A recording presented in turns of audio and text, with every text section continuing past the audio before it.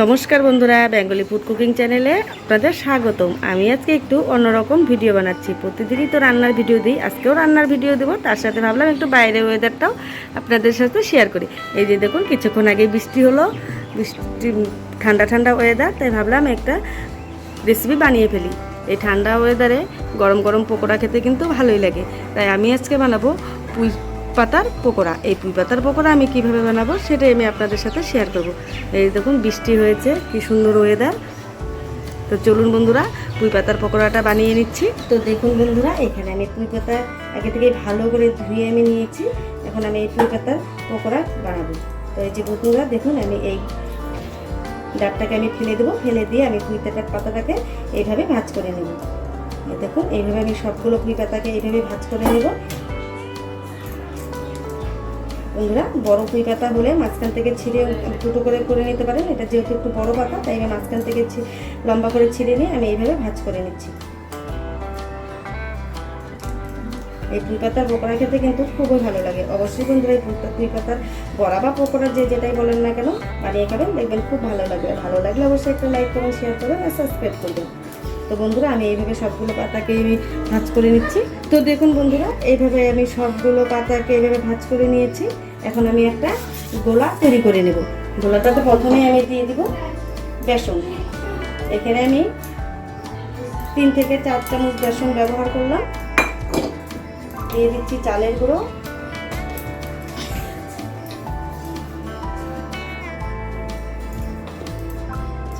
এখানে আমি 4 চামচ ব্যবহার করলাম। এখানে দিয়ে দিচ্ছি কিছুটা বেকিং পাউডার। এখানে আমি 1/2 চামচ বেকিং পাউডার ব্যবহার করব। এই দেখুন, দিয়ে দিচ্ছি হলুদ গুঁড়ো, 1/2 চামচ হলুদ গুঁড়ো। দিয়ে দিচ্ছি স্বাদমতো লবণ। এখানে আমি 1/2 চামচ লবণ ব্যবহার করব, কারণ কি যে কোনো বড়া বা পকোড়াতে লবণ বেশি হলে খেতে ভালো লাগে না। এখন আমি সবগুলোকে একসাথে মিশিয়ে নিচ্ছি। মিশিয়ে নিয়ে আমি অল্প অল্প করে জল দিয়ে এই গোলাটা গুলিয়ে নেব। দেখুন বন্ধুরা, এইভাবে আমি গুলিয়ে নিচ্ছি।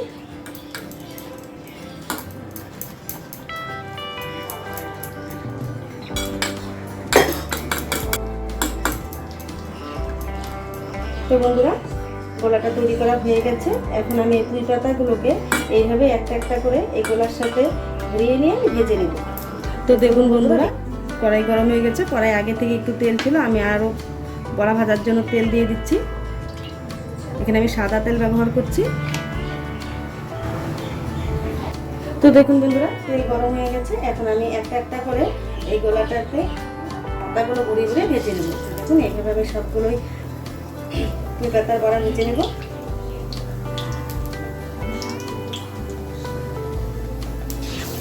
দেখুন বন্ধুরা, কি সুন্দর উপরে ভেসে হচ্ছে ফুলে ফুলে।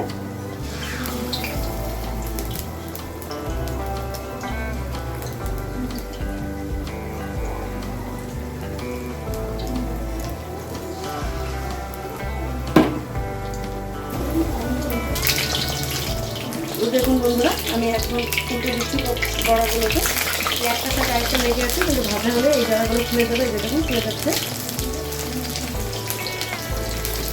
ভালো করে আমি ভেজে নেব। তো দেখুন বন্ধুরা, পুঁই পাতার বড়া ভাজা হয়ে গেছে। এখন আমি একটা পাত্রে নামিয়ে নিয়ে আরও যে বড়া পাতাগুলো আছে সেগুলোকে আমি ভেজে নেব। Thank you for watching this video.